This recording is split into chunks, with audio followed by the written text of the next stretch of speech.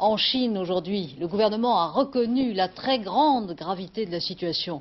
Le Premier ministre et le chef du Parti communiste chinois ont tenté d'établir un dialogue avec les étudiants, mais la foule continue de grossir. Elle exige la démocratie. Plus d'1 million de gens aujourd'hui dans les rues de Pékin. Georges Bortoli.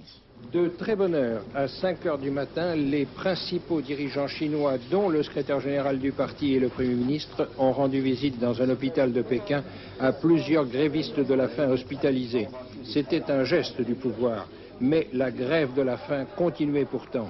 Ici, juste devant le siège du gouvernement et du parti, un jeune homme avait inscrit sur le bandeau, lui fermant la bouche, « Pas d'eau.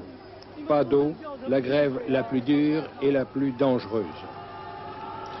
Toute la journée aussi a continué le défoulement populaire.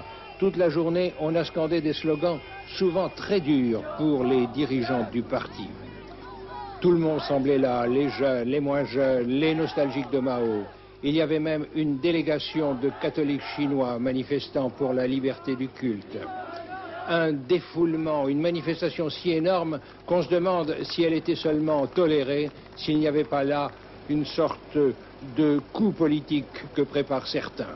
La cible désignée, c'est Deng Xiaoping. Alors, très évidemment, cet énorme spectacle est d'abord un drame politique. Premièrement, comment va évoluer le régime? Et puis deuxièmement, qui va prendre la succession de Deng?